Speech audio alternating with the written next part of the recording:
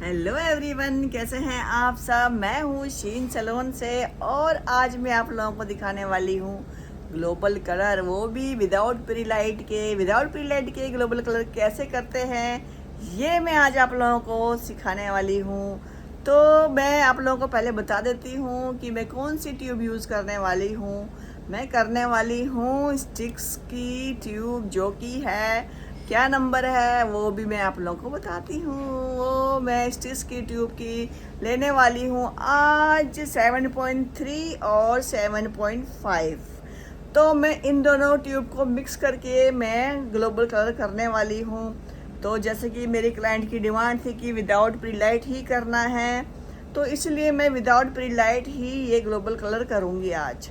तो आप लोग भी देखते रहना कि किस तरीके से मैंने ग्लोबल कलर किया है और क्या रिज़ल्ट आया है।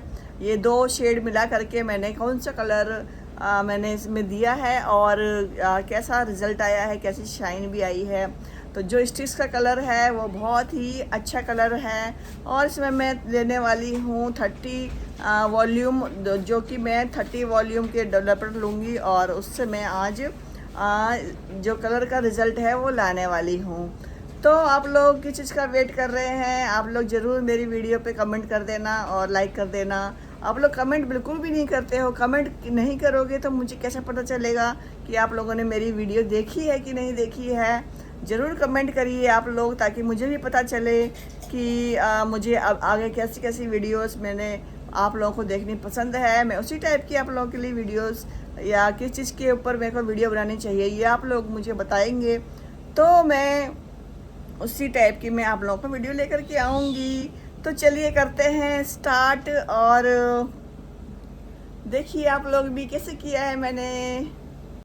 हेलो एवरीवन, कैसे हैं आप सब। आज हम करने वाले हैं एक beautiful warm global hair colour.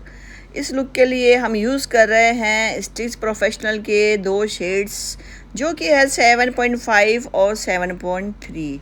इन दोनों शेड्स को हम इक्वल क्वांटिटी में मिक्स कर लेंगे और इसमें 30 वॉल्यूम को हम इसमें मिक्स करेंगे और इसको हम लगा लेंगे अपने हेयर पे, जो कि आज हम करने वाले हैं अपने क्लाइंट के हेयर पे। तो मैंने आप लोगों को दिखाया है कि मैंने इसको मिक्स कर लिया है अच्छे से।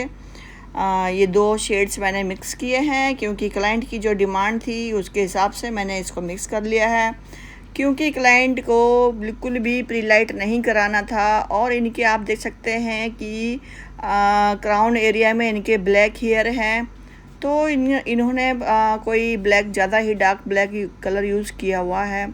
तो उसमें क्योंकि विदाउट प्री लाइट के तो बिल्कुल भी हेयर कलर नहीं आ सकता था, तो इसलिए हमने ब्लैक में भी लगाया है, बट नहीं आया है इनका कलर, आप लोग देख सकते हैं।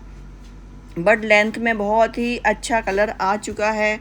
तो हमने इसमें यूज़ किया था ये 30 वॉल्यूम से हमने किया है, ताकि अच्छा और रिच कलर आए। और तो फिर इसको हमने अच्छे से 4 सेक्शन करके बैक साइड से स्टार्ट किया, फिर फ्रंट पे हमने इसको लगाया है।